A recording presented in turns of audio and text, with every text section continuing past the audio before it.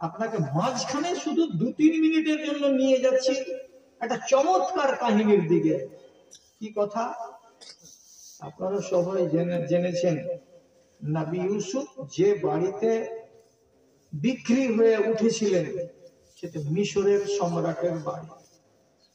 মিশরের সম্রাট ওর নিজের স্ত্রীকে বলেছিল, এই ছেলেটাকে দেখাশোনা করো, এই ছেলেটা বড় হয়ে আমাদের কাজ দিবে, আর দরকার হলে এটাকে আমরা ছেলে বানিয়ে নিব, আমাদের তোমার তো ছেলে পেলে নাই।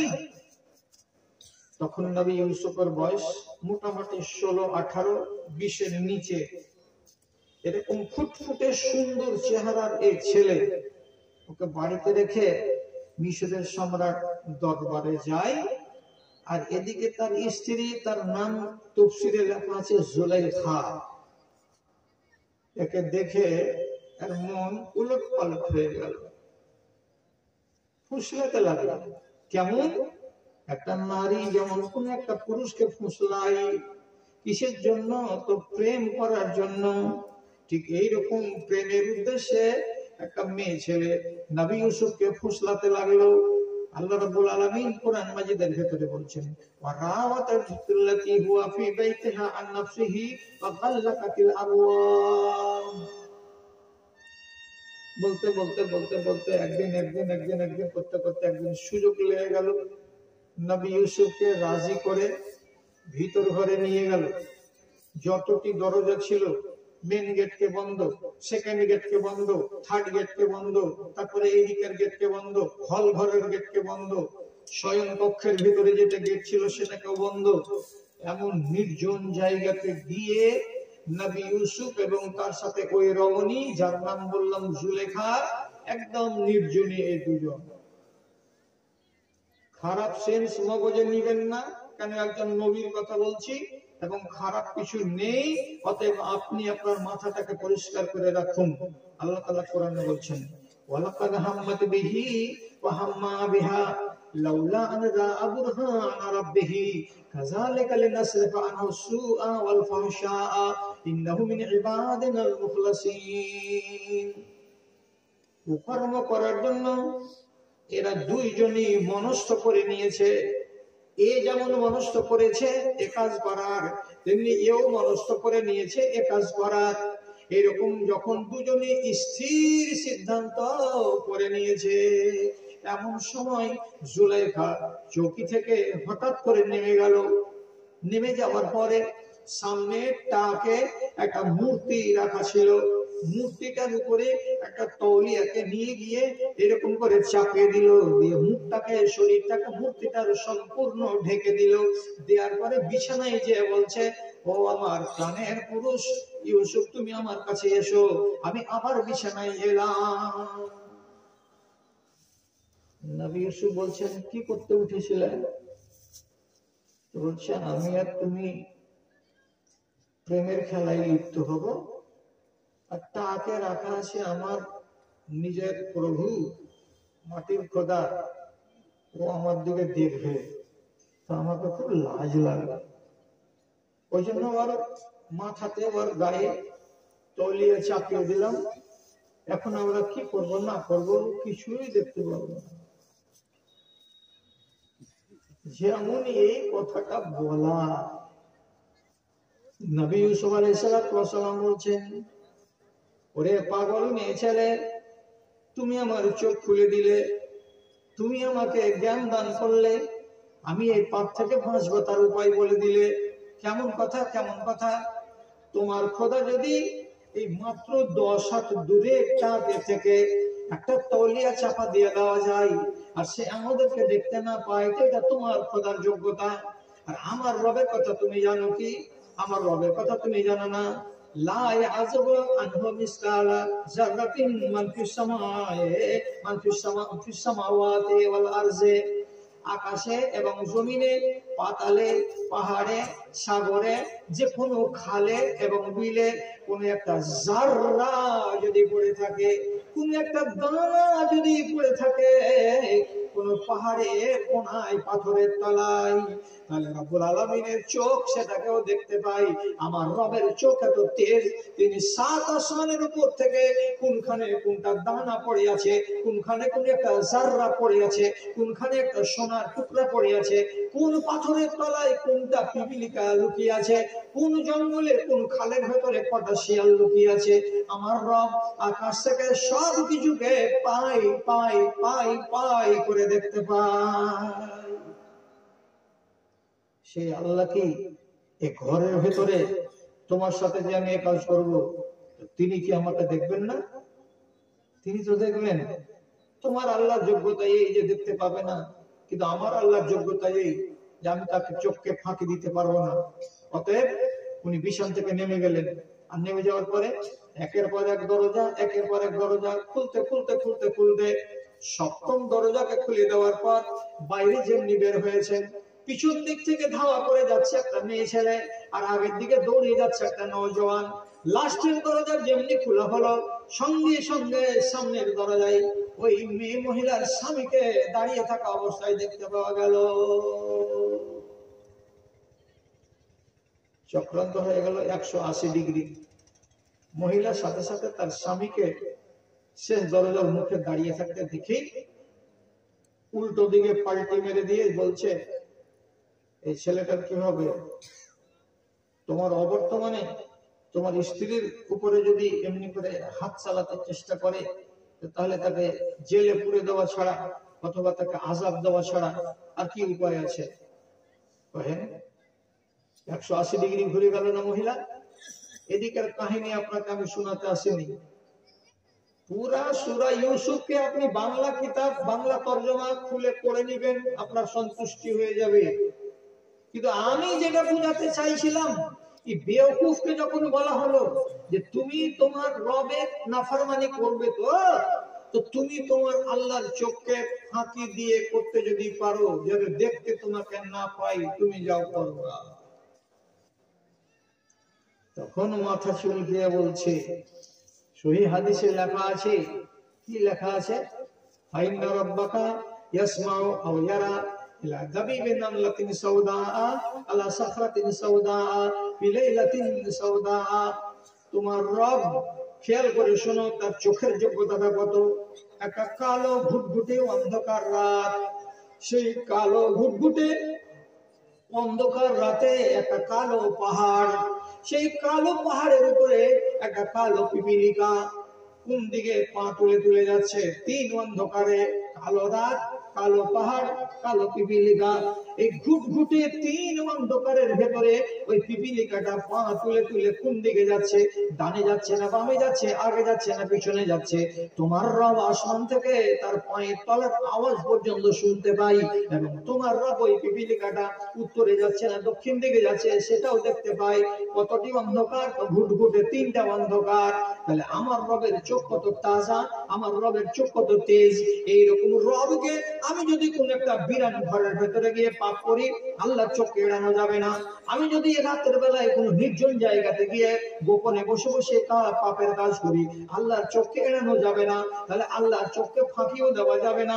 কোন জায়গায় যেটাই পাপ করবো সেটাই তিনি ধরে ফেলবেন, দেখে ফেলবেন। মাওলানা বললেন, তোকে হায় শরম আছে? ওই আল্লাহ খালি, আর ওই আল্লাহর মাটিতে শুরু করলি, আবার ওই আল্লাহ কারণে কারণে দেখছে তোর দিকে যে আমার বান্দা আমার খেয়েছে, খেয়ে আমার বাড়িতে এই কাজ করছে, এত বড় নাফরমানির শাস্তি তোকে পেতে হবে কি হবে না? কি তোর মনটা বলছে? নিজেকে শুধরাতে পারবি না, পারবি না? মনে মনে বলছে, এখন পর্যন্ত যা বললেন তাতে নিরুপায় মাওলানা, কোন একটা দিক আমার দিকে খোলা নাই যে আমি নিজেকে সংশোধন না করে আর অন্য পথে হাঁটতে পারবো। তো যাই হোক, আমি করছি তো করছি কোনো একটা, আপনি আমাকে কমসে কম শিক্ষাটা সবটি দিয়ে দেন। সবটি শিক্ষার ভিতরে কি আরো তো আপনি 2টা ওষুধ বাকি রেখে দিয়েছেন, ওই ওষুধ 2টা বলেন, ওই 2টা যদি খেয়ে পারা যায়। তো বলছে 4 নম্বর ওষুধ তোমাকে বলছি, বাঁদরামি করবে তো, সারামি করে বেড়াবে তো, বড় সারামি, তোমাকে মানা করবো না। আল্লাহর জমিনেই করো, আল্লাহর রিজিক খেয়েই করো, আর আল্লাহর চোখের সামনেই করো। কিন্তু একটা কথা বলছি, তোমার জীবনে মরণ লেখা আছে, একদিন মরণ আসবে। তো মরণের ফেরেশতা যখন আসবে তখন আমার কথাটা কান দিয়ে শুনো। মরণের ফেরেশতা যেমনি আসবে সাথে সাথে তুমি তাকে বলবে, আপনি মালাকুল মউত? হ্যাঁ। আমার জান কবজ করতে এসেছেন? হ্যাঁ, জান কবজ করতে এসেছি। তখন সাথে সাথে ওকে বলবে, আপনি আজকে চলে যান।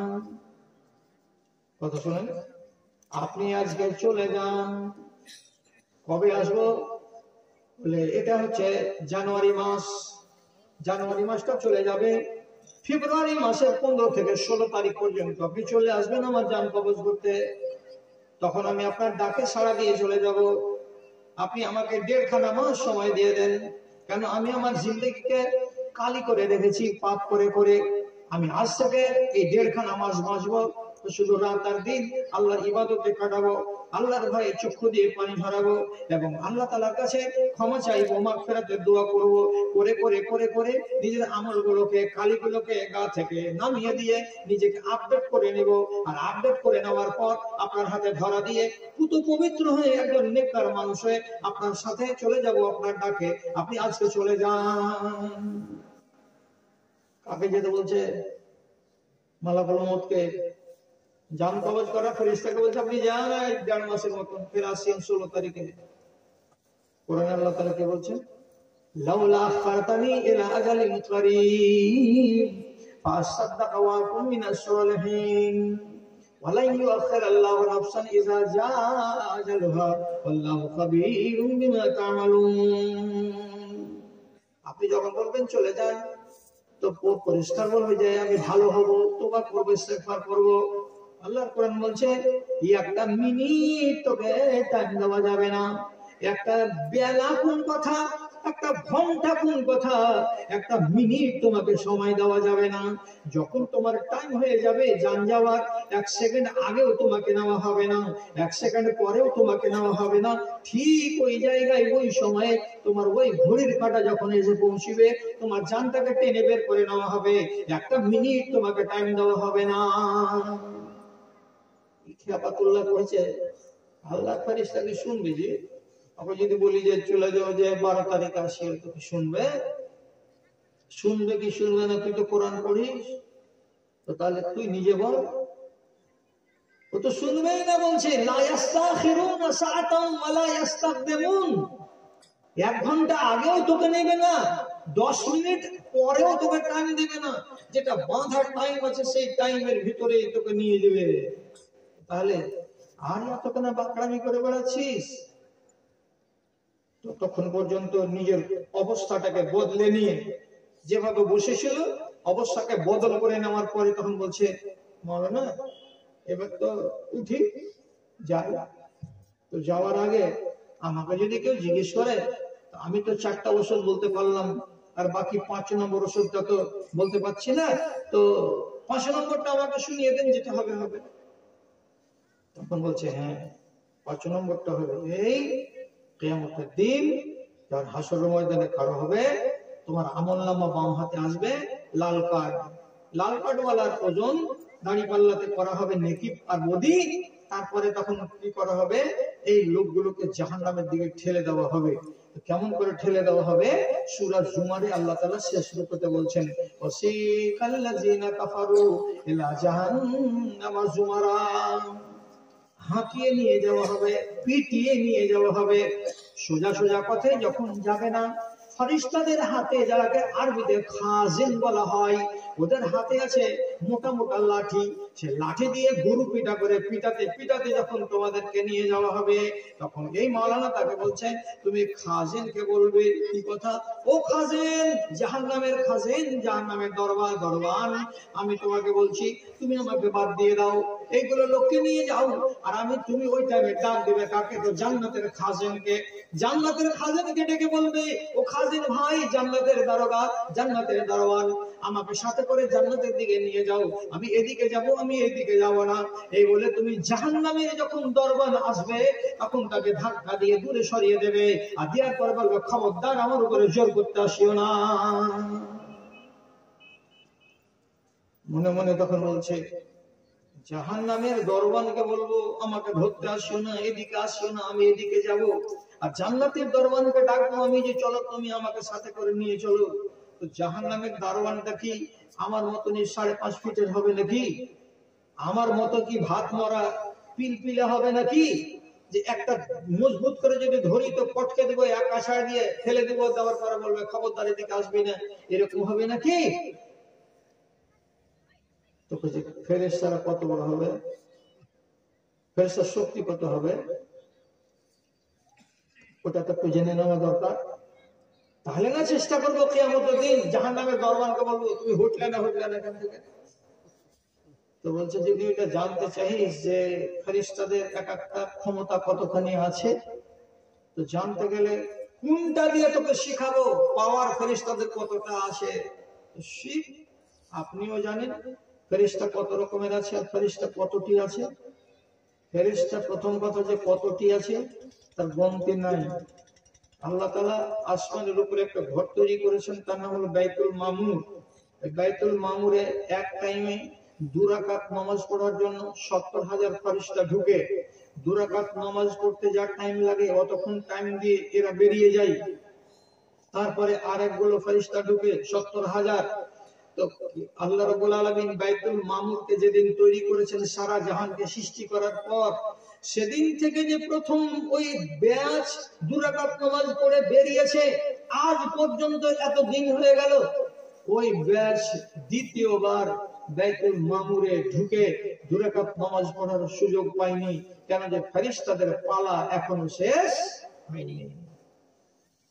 তাহলে ফেরেশতা কতটি আছে, কতটি ফেরেশতা আছে প্রথমে গুনেন তো। এটা গায়ে নাম হলো গুয়াগা। তো গুয়াগাতে আপনি একবার মূর্খ হয়ে থাকেন না, কথা কয়টা শিখেন। কমন সেন্সে বলছি আপনাকে, কতটি ফেরেশতা আছে কমসে কম? পহিলা নম্বর অঙ্ক। পৃথিবীতে এখন 765 কোটি মানুষ বাস করে। 765 কোটি একে যদি 2 দিয়ে গুণ দেওয়া যায় তাহলে 1530 কোটি হয়। কত? 1530 কোটি হয়। 2 দিয়ে কেন গুণ দিলাম? প্রত্যেকটা মানুষের ডান কাঁধে এবং বাম কাঁধে 2টো করে ফেরেশতাকে নিযুক্ত করা আছে।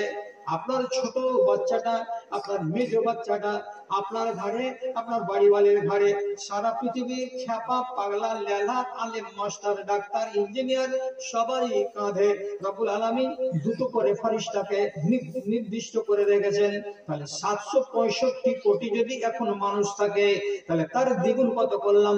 1530 কোটি ফেরেশতা শুধু মানুষের ঘাড়ে বসে আছে।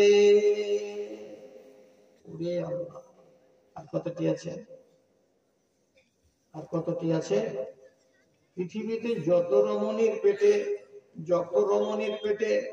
120 দিনের বাচ্চা হচ্ছে, মাংসপিণ্ডটা, প্রত্যেকটি নারীর কাছে একটা করে ফেরেশতা আসছে, আর এসে ওর পেটের ভেতরে রূহটাকে রেখে দিয়ে বাচ্চাটার তকদির, কতদিন বাঁচবে, কতটি খাবে, চোট্টা হবে না ভালো হবে, লিখে দিয়ে বেরিয়ে চলে আসছে।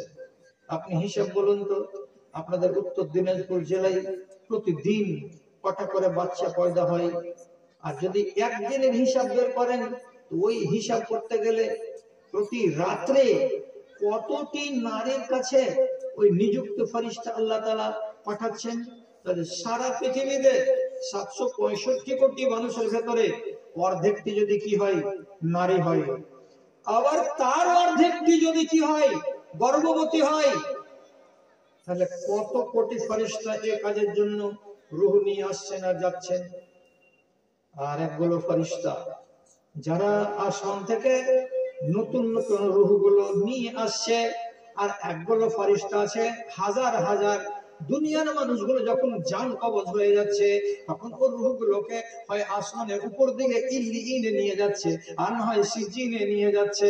ওরে আমার ভাইজানেরা, আমরা মোটা অঙ্কে দেখতে পেলাম ফেরেশতা আছে এতটি, রিয়াক্টিভ হয়ে গেল মানুষের। হিসাবে তো বেশি পাওয়া গেল না। তো আসল হাদিস তো শুনেননি। রাসূলুল্লাহ আসমানের সফরে গেলেন। আসমানের সফরে গিয়ে প্রথম আকাশে যখন বুররাক থেকে এমনি করে দেখছেন নমদিকে যে এটা আসমান, আসমানের এটা হলো পিঠ, এখানে একটু পা রেখে দেখি বা দাঁড়িয়ে দেখি, তো সুবহানাল্লাহ। সহিহ হাদিস কি বলছে? মা ফিহা মাউজিউ কদামিন ইল্লা ফিহা জাবহাতুন সাজিদাতুন লিল্লাহি। পূর্ব দিকে তাকালাম যত দূর পর্যন্ত নজর যায়, পশ্চিম দিকে তাকালাম যত দূর পর্যন্ত নজর যায়, উত্তর দিকে তাকালাম যত দূর দৃষ্টি যায়, দক্ষিণ দিকে তাকালাম যত দূর দৃষ্টি যায়, যেদিকে তাকাই চারিদিক চারিদিক চারিদিক আসমানের শুধু কে যেন সাদা কাপড় পরে, সাদা পায়জামা পরে, সাদা পাঞ্জাবি গায়ে দিয়ে, সাদা টুপি পরে, শুধু সাদা সাদা সাদা সাদা চেহারা মনে হচ্ছে, সব উপুর হয়ে জমিনে সিজদাতে পড়ে আছে। আমি জিবরিলকে জিজ্ঞেস করে বললাম, এগুলো কি জিবরিল? এগুলো সাজদায় সব কে পড়ে আছে? আমাকে উত্তর দিয়ে বলছেন, হাউলাই মালায়েকাতুল্লাহ, এগুলো হলো সব আল্লাহর ফেরেশতা। কতটি ফেরেশতা আছে? কতটি ফেরেশতা আছে? নবীজি বলছেন, ইন্নালিস সামায়াতাতুন, জমিনটা কি হয়েছে না আসমানটা কেমন হয়েছে, তো যেমন কোন গাড়িতে বোঝ যদি বেশি হয়ে যায় তো তাহলে কি করে, গাড়িটা যখন চলে তখন ছচ করে আওয়াজ করে। কি কেন আওয়াজ করে? বেশিটা বোঝ চাপিয়ে দিয়েছেন বলে গাড়ির ধুরিগুলো আর উলুয়াগুলো সব পচর মচর আওয়াজ করে। তেমনি নবীজি বলছেন আসমান পচর মচর করে আওয়াজ করছে। আর হাক্কাল্লাহ তাইতা, এবং এটা তার উচিত হলো যে সে যেন পচর মচর করে আসমান। কেন পচর মচর করে? তো আসমানের উপরে এত লোড পড়েছে, এত বোঝ পড়ে গেছে। আল্লাহ রাব্বুল আলামিনের ফেরেশতারা এত আছে যে তারা সারাটা প্রান্তকে প্রান্ত দখল করে রেখেছে। তারা সিজদায় পড়ে পড়ে আল্লাহ রাব্বুল আলামিনের জিকির আজকারে মস্ত হয়ে আছে। এবার হিসাব করেন তো কতটি ফেরেশতা আছে। ফেরেশতার ক্ষমতা কতটুকু? এই ক্ষমতার কথা যদি জানতে চাও ভালো করে শোনো। তাইফের মাটিতে নবী করিম সাল্লাল্লাহু আলাইহি সাল্লামকে মেরেছিল একটা লোক নেতৃত্বে একদল ছেলে পিলে। যখনই মার খেয়ে নবীজি সাকিফ গোত্রের খেজুরের বাগানে, আঙ্গুরের বাগানে বসলেন রক্তাক্ত হয়ে, সেখানে বসে বসে রব্বুল আলামিনের কাছে কাঁদছিলেন আর বলছিলেন, পরওয়ারদিগার তুমি আমাকে কোন লোকের কাছে পাঠিয়েছো যারা নবীকে পর্যন্ত ছিল না, মেরে লহুলাহান করে দিল। হে আল্লাহ, তুমি এমন কওমের কাছে আমাকে কেন পাঠালে? এইগুলো নবীজি বলছিলেন এমন সময় এক ফেরেশতা নাজিল হয়ে নবীজির কাছে এলো। আর আসার পরে হযরত জিবরিল এলেন, এসে ইশারা করে বলছেন, এই নবী, এই যে দেখেন আমার সাথে এই যে দুটো ফেরেশতা এসেছে, এরা হলো পাহাড়ের ফেরেশতা। আপনি যদি ইশারা করে দেন পাহাড়ের ফেরেশতাকে, তো যেটা বলবেন সেটাই করে দেবে। পাহাড়ের ফেরেশতা নবীর সামনে আদবের সাথে বলছে, আল্লাহ পাকের নবী, আপনি বলুন না যদি এই গ্রামটাকে সম্পূর্ণ পাহাড়ের দুই তলার ভেতরে ভরে দিয়ে, যেমন চাকরিতে একটা তলে থাকে আর একটা উপরে থাকে, আর যদি গমগুলোকে ভিতরে ভরে দিয়ে ঘুরিয়ে দেওয়া যায় তো আটা হয়ে যায় গমগুলো, ওই রকমই ডান দিকের পাহাড়টাকে টেনে আনবো, বাম দিকের পাহাড়টাকে টেনে আনবো। আমরা হলাম পাহাড়ের ফেরেশতা। আর নিয়ে এসে দুটো পাহাড়কে এইরকম করে একবার করে রগড়িয়ে দিব, একবার পছড়িয়ে দেব, দেওয়ার পরে এদের পোকা মেরে দেবো, সত্যানাশ করে রেখে দেব। আমাদের রব্বুল আলামিন এত ক্ষমতা দিয়েছেন যে একটা পাহাড়কে পর্যন্ত টেনে নিয়ে চলে আসতে পারবো।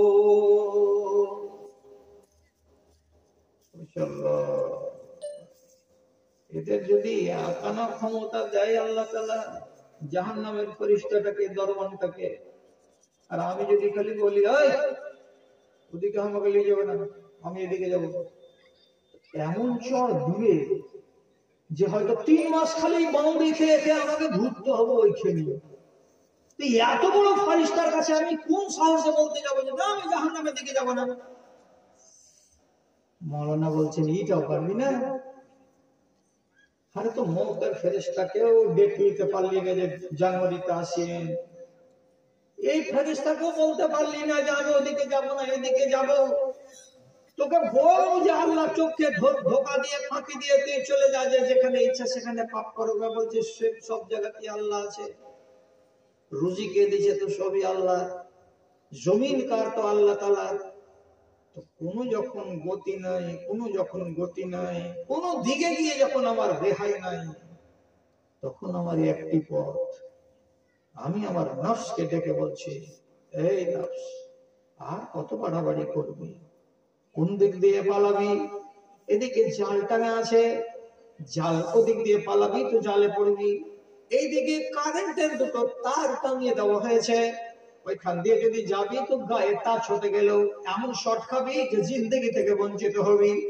এদিক দিয়ে যদি যাবি তো মালিক হাঁসও নিয়ে খাড়ো আছে, এমন করে চোখ মারবে 14 গোষ্ঠীকে উদ্ধার করে দিবে, পালাবার কোনো জো নাই। কি করবি রে? শেষে ওইখানে খড়ে এক গাদা চোখের পানি নামিয়ে কাঁদতে কাঁদতে বলছে, আতুবু ইলাল্লাহি তাওবাতান খালিসাতান।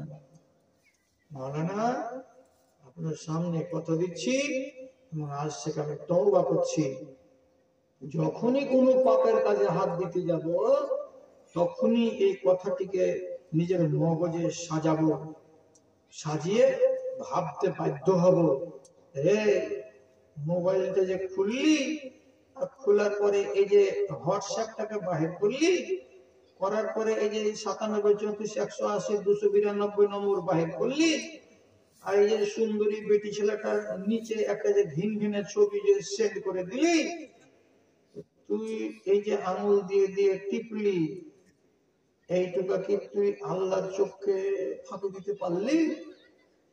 উপর দিকে তাকাবো, যদি ফাঁকি দিতে না পারি, আঙুলটাকেও যদি আল্লাহ তাআলা দেখে, ওই কাজে যাবো না। মাওলানা, তুমিও যায় না, তুমিও যায় না, তুমি সোজা হয়ে গেলে। তাহলে এই কথাগুলোকে যদি আমি আমার মগজের ভেতরে জাগিয়ে রাখি, আপনি রাখেন আর দুনিয়ার মানুষ রাখে, তাহলে কি তার দ্বারাই পাপ হবে? পাপ হবে না। ঘড়িতে বাজলো 12টা, একটা কথা শুনে নেন, আর নেওয়ার পর আপনাকে ছুটি দিয়ে দিব। কি ছুটি?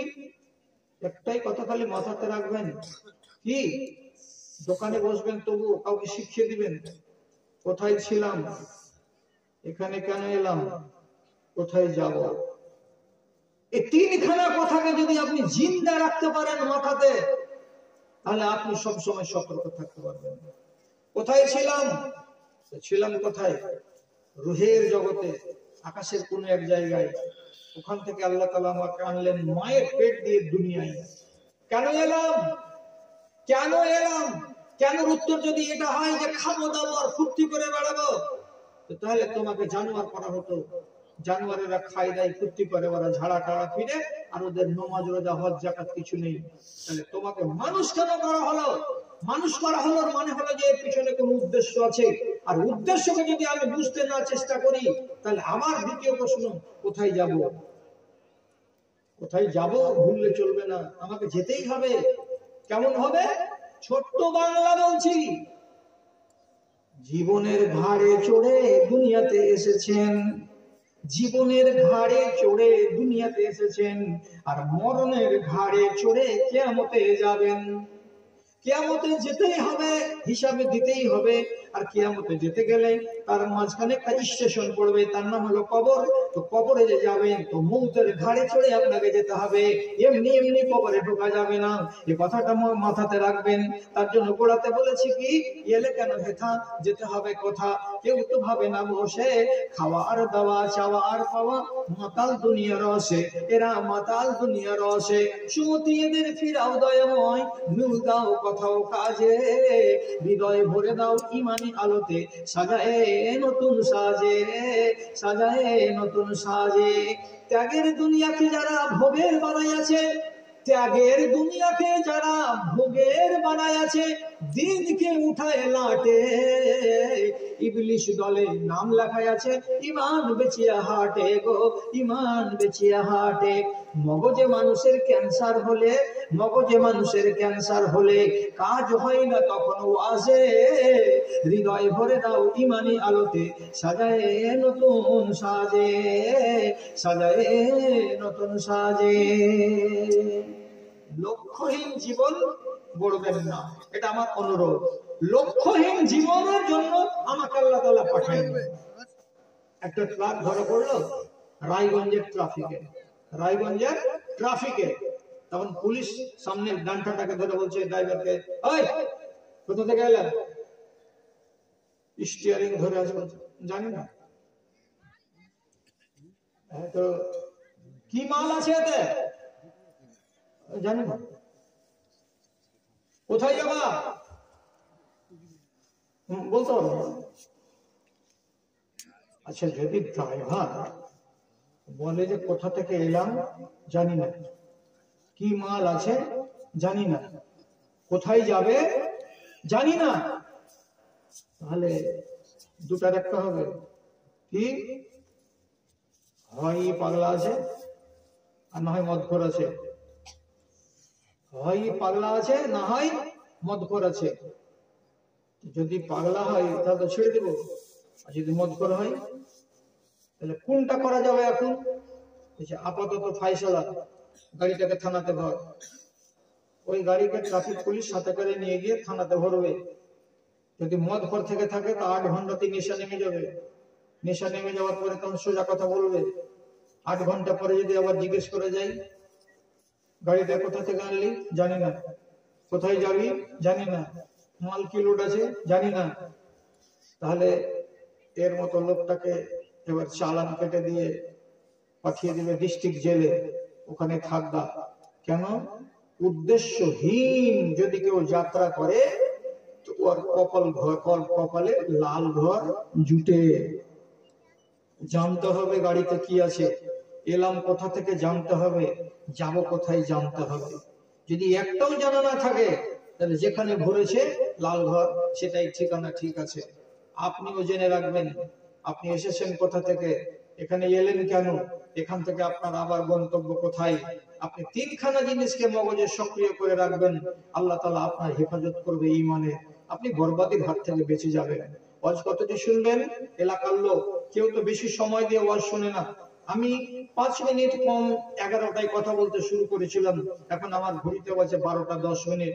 আর 5টা মিনিট যদি কথা বলি তাহলে আমার কথা বলা হয়ে যাবে 1 ঘন্টা 20 মিনিট। আর কথা বলছি না, আপনারা চলে যাচ্ছেন। মাদ্রাসাটাকে বাঁচাতে হবে, এটা কোরআনের হিফজের মাদ্রাসা। এই কোরআনের হিফজ সম্বন্ধে অনেক কথা আলেম ওলামা বলে গেছেন, আমি আর অন্য কথা আপনাদেরকে বলছি না। তো শুধু এতটুকু দাবি করছি, ঠিকাদার তো আপনাদের কাছে অনুরোধ করছি যে আমার মতো শেষকার মানুষটাকে আপনারা যতদিন লোক আছেন অল্প অল্প করে ভুট্টা গালা কিছু লেখান, আর 5, 10, 20, 100 করে কিছু টাকা দেন আল্লাহর রাস্তে।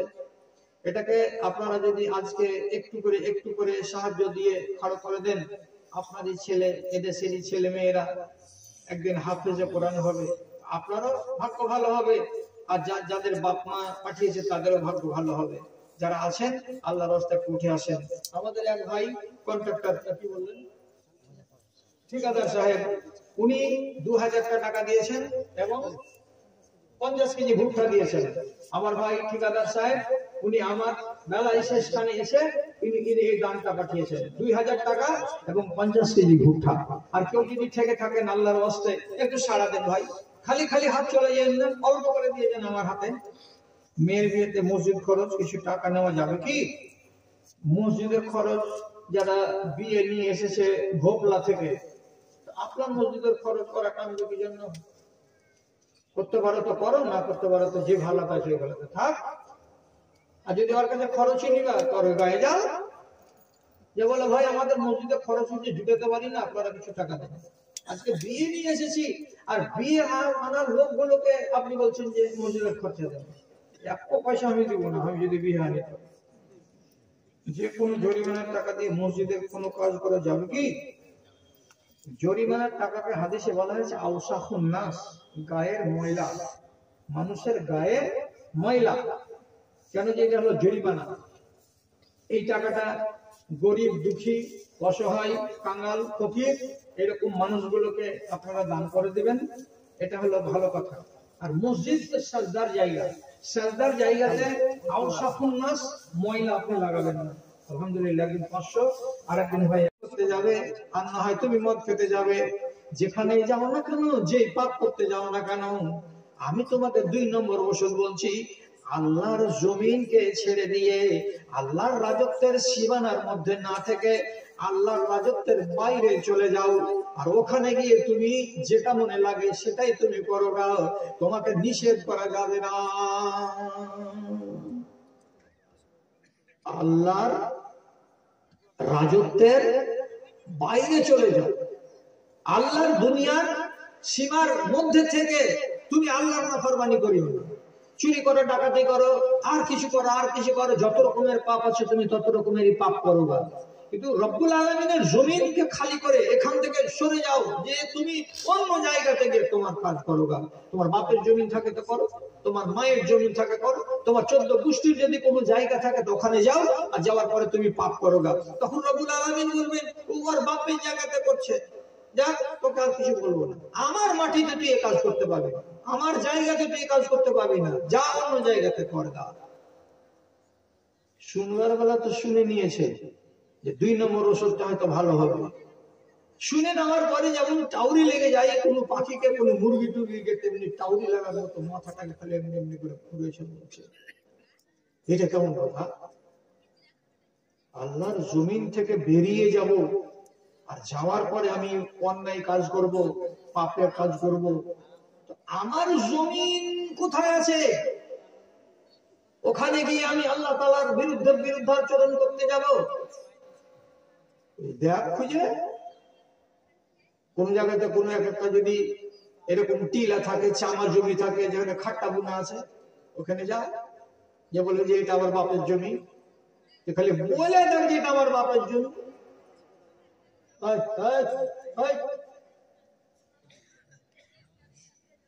বল খালি একবার যেটা আমার বাপের জমি।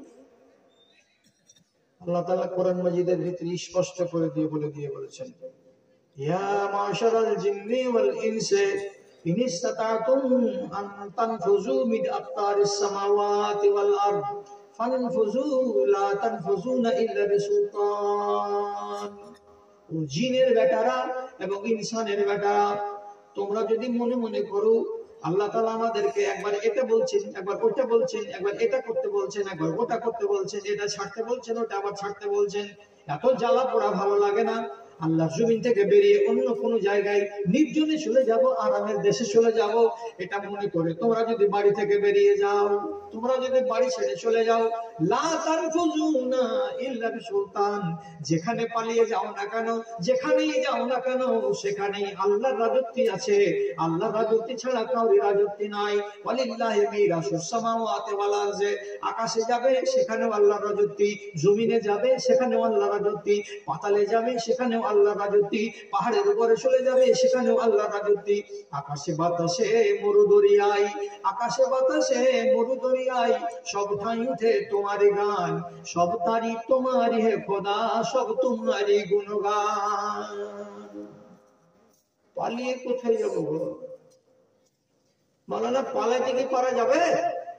যেখানেই করি না কেন আল্লাহর জমিন।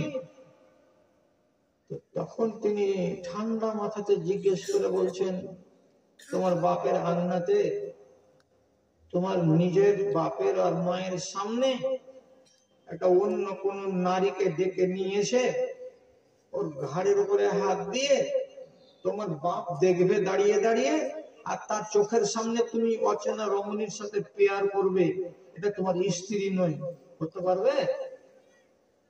লাজ বলে তো কথা আছে, লজ্জা শরম বলে তো কথা আছে। তো বলছি এটাই তো তোকে বলছি রে মোটা ভজন, তো তোকে কি লাজ আছে না নাই? তোকে শরম আছে না নাই? আল্লাহর রিজিক খালি, খাওয়ার পরে আল্লাহর বিরোধিতায় গেলি, তাও তুই শুনলি না। তখন তোকে বলা হলো আল্লাহর বিরুদ্ধে যাবি পাপ করতে, আল্লাহর জমিনে করবি না, জমিনটাকে ছেড়ে দিয়ে চলে যা। তাহলে জমিনটা কার? তো আল্লাহর।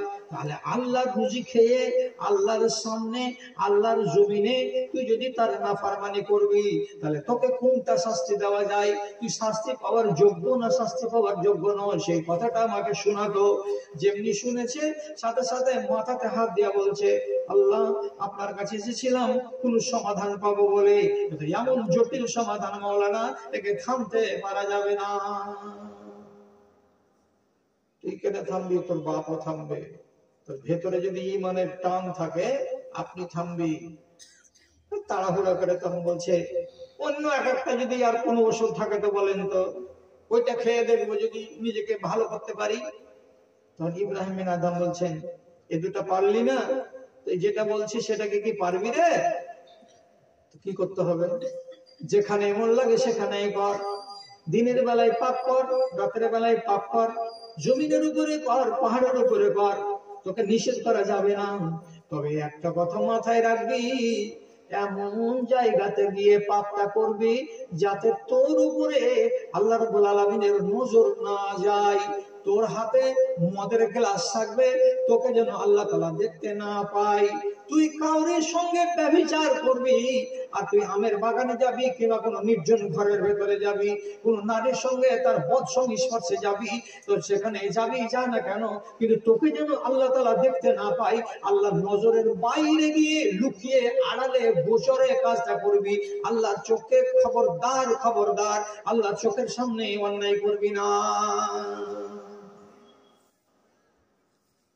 প্রথমে মনে একটু ঠান্ডা ঠান্ডা ভাব লেগেছে, পাপ তো করবো, রুজি খাবো আল্লাহ, আর আল্লাহরই জমিনে করবো, আল্লাহর চোখকে ফাঁকি দিয়েই এই কাজটা আল্লাহর চোখকে যেন দেখতে না পাই, এরকম একটা গোপন জায়গাতে গিয়ে আমি পাপটা করব। তাহলে তো অনুমতি আছে? বলছে হ্যাঁ অনুমতি আছে। তখন মনে মনে বলছে যে আল্লাহ তাআলা কতদূর পর্যন্ত দেখতে পাই এটা তো জানা দরকার ছিল। আমাদের চোখের যোগ্যতা কতখানি, যে এইখান থেকে 1 কিলোমিটার দূরে যদি আউট সিগন্যাল থাকে ডালকোলা স্টেশনে, তা সিগন্যালের বাতি আমরা দেখতে পাই না, সবুজ না লাল। আমার চোখের পাওয়ার তো 1 কিলোমিটারও যায় না। আল্লাহ রাব্বুল আলামিন আমাকে কতদূর দেখবেন আর কতদূর দেখতে পাবেন না, কোনখান পর্যন্ত আল্লাহ তাআলার চোখ যায়, এটা তো জানা দরকার যে মাওলানা। তখন মাওলানা বলছেন, তুই যে আরব দেশের লোক, তুই কোরআন কি পড়িসনি যে আল্লাহর চোখ কতদূর পর্যন্ত যায়? তুই কি জানিস না আল্লাহ কতদূর পর্যন্ত শুনতে পান? আপনি বলেন। মাওলানা তখন ওকে বলছেন, আল্লাহর চোখ কতদূর পর্যন্ত যায়, এদিকে তাকাও। এদিকে দেখার আগে